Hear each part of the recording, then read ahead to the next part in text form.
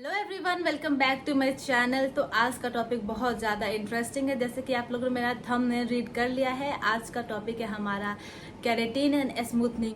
जो भी लड़की पहली बार केराटिन और स्मूथनिंग कराना चाहती है, उनके माइंड में बहुत ज़्यादा क्वेश्चंस होती हैं कि मुझे केराटिन कराना चाहिए या स्मूथनिंग कराना चाहिए या मुझे क्या कराना चाहिए। नए नए होते हो और आपने अपने हेयर पे कोई भी केमिकल ट्रीटमेंट नहीं करवाया हुआ होता है और आप पहली बार सोच रहे होते हो कि मुझे स्मूथनिंग कराना चाहिए या केराटिन कराना चाहिए या फिर बाल खराब तो नहीं हो जाएंगे स्मूथनिंग से या फिर केराटिन से। तो उन सभी क्वेश्चंस के आंसर्स मेरे पास है ऑलमोस्ट, क्योंकि जब मैं भी सोच रही थी केराटिन और स्मूथनिंग के अबाउट, मुझे भी बहुत ज़्यादा क्वेश्चंस आए थे कि कराने से कहीं हेयर फॉल तो नहीं हो जाएंगे। केराटिन, सबसे ज़्यादा कंफ्यूजन तो ये होता है केराटिन कराओ या स्मूथनिंग कराऊं या फिर मुझे क्या कराना चाहिए जैसे बाल अच्छे दिखे और डैमेज भी ना हो। सो गाइज, मैं अपना एक्सपीरियंस आप लोग के साथ शेयर करूंगी और जेन्युइन एक्सपीरियंस आप लोग के साथ शेयर करूंगी। मैंने अपना एक्सपीरियंस आप लोग के साथ शेयर करना है, तो आप लोग कहीं जाइएगा नहीं और पूरा वीडियो एंड तक देखिएगा, तभी आप लोग को पता चलेगा कि हेयर डैमेज होते हैं या नहीं होते या फिर क्या कराना इंपॉर्टेंट होता है। अगर फर्स्ट बात तो ये है कि अगर आपने अपने हेयर पे कुछ भी केमिकल ट्रीटमेंट नहीं करवाया है तो आप सबसे पहले बिल्कुल जो जैसा पहले होता है, फ्रीजी हेयर होते हैं जिनके बाल अच्छे नहीं दिख रहे होते हैं, और जिनमें एक और चीज़ जिनमें जुए होती है या फिर लीक होती है, उनके लिए भी एक मैं सोल्यूशन दूंगी, क्योंकि मैं भी उस चीज़ से गुजर चुकी हूँ। तो वो मैं एक जेन्युइन चीज बताऊंगी जिससे अगर आपके बालों में थोड़ी सी भी लीक है या फिर जुए है तो वो भी खत्म होने की चांसेस है। सो गाइस, फर्स्ट तो ये जो अपने बालों में कुछ भी नहीं कराया है, वो सबसे पहले मुझे ऐसा लगता है, क्योंकि मैंने भी ये कराया है तो मैं अपना एक्सपीरियंस आप लोग के साथ शेयर कर रही हूँ। जो कुछ नहीं कराया और वो जा रहे हैं और सिर्फ स्मूथनिंग करा रहे हैं कि हाँ स्मूथनिंग कर दो या फिर सिर्फ केराटिन करा रहे हैं, उनके लिए सबसे पहली बात तो ये कि अब जब जाओ सैलून में या फिर आप जहाँ भी जाओ अपने हेयर को स्मूथनिंग कराने या कुछ कराने, सबसे पहले तो आप अगर केराटिन कराने जा रहे हो तो केराटिन से क्या होता है, बाल आपके प्रोटेक्ट होते हैं, मतलब जो डैमेज हो रहे हैं बाल उसको प्रोटेक्ट होते हैं, वो स्मूथ सीधे नहीं होते हैं, बाल स्ट्रेट नहीं होते हैं। तो आप सबसे पहले स्मूथनिंग कराओ। स्मूथनिंग इज मस्ट इम्पॉर्टेंट, क्योंकि स्मूथनिंग आपके बालों को सीधे करते हैं, स्ट्रेट रखते हैं। देख सकते हो आप, जैसा काफी हद तक ये स्ट्रेट रखते हैं। आप जैसे ये बाल है, अगर आप केराटिन कराते हो, केराटिन आपके बालों को प्रोटीन देती है, डैमेज होने से टूटता है, वो आपके बालों को सीधा नहीं रखते हैं। तो जब आप फर्स्ट टाइम जाओ तो आप स्मूथनिंग और केराटिन आप दोनों साथ में कराओ, तभी आपके बालों को फायदा होगा, आपके बालों को अच्छा बेनिफिट मिलेगा और अच्छी रिजल्ट आएगी। अगर आप स्मूथनिंग करा लेते हो और स्मूथनिंग करा लिए तो आप जानते हो कि ये बहुत ज्यादा केमिकल होती है, बहुत ज्यादा हीट करती है आपके बालों को।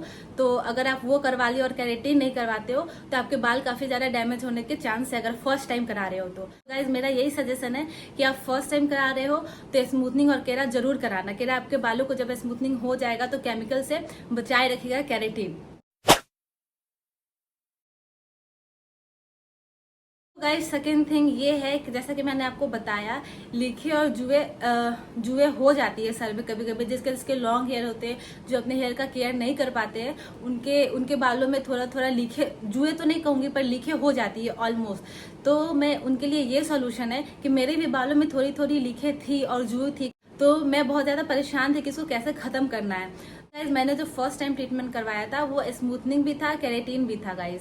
तो उससे मेरे बालों को और लीक काफी हद तक चला गया और काफी हद तक एंड हो गया। फर्स्ट टाइम में मैंने स्मूथनिंग कराई, उससे तो हीट मिला है, उससे लीकेज ऑलमोस्ट खत्म हो गई, और केराटिन कराने से तो ऑलमोस्ट खत्म हुई। तो ये दोनों चीज आप कराओगे, अगर आपके बालों में लीक है और अगर जुए है थोड़ी बहुत, तो वो ऑलमोस्ट खत्म हो जाएगी अगर आप उसको अच्छे से मेंटेन करके रखते हो तो गाइस। तो ये एक सोल्यूशन है, 80% तक तो ऑलमोस्ट खत्म हो जाएगी। ये मेरा पर्सनल एक्सपीरियंस है, इसलिए मैं आप लोग के साथ शेयर कर रही हूँ।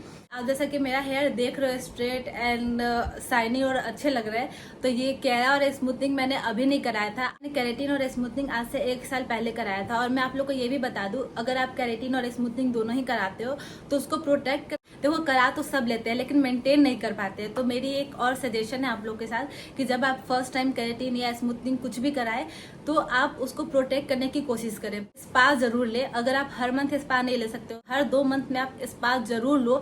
जिससे आपके बाल बहुत अच्छे रहेंगे और अच्छे दिखेंगे और डैमेज कम होंगे, क्योंकि स्पा से आप बालों को प्रोटीन मिलेगा तो आपके बाल ज्यादा डैमेज नहीं होंगे। तो आप कोशिश करना जब आप केराटिन, स्मूथनिंग या कोई भी केमिकल ट्रीटमेंट अगर आप लोग ने अपने हेयर पे कराया है तो स्पा जरूर से जरूर ले। आपके बाल डैमेज बिल्कुल भी नहीं होंगे, अच्छे दिखेंगे और आपके केराटिन और स्मूथनिंग बिल्कुल जैसे हैं वैसे ही दिखेंगे।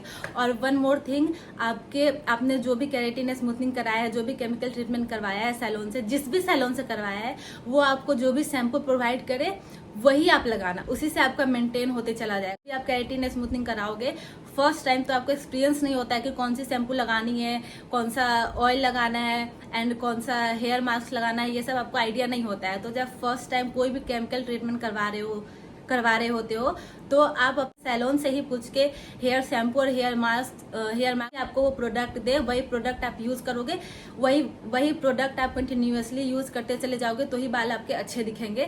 अगर आपने एक टाइम करवा लिया है, फिर 2 टाइम करवा लिया है, तो आप एक्सपीरियंस हो जाते हो कि अब मुझे क्या यूज करना चाहिए, कैसा रिजल्ट देता है। लेकिन आप अगर फर्स्ट टाइम यूज कर रहे हो तो आप अपने सैलून का बात सुने, वो जो आपको देते हैं पहले आप वही लगाए, फिर आप पे रिजल्ट देखें।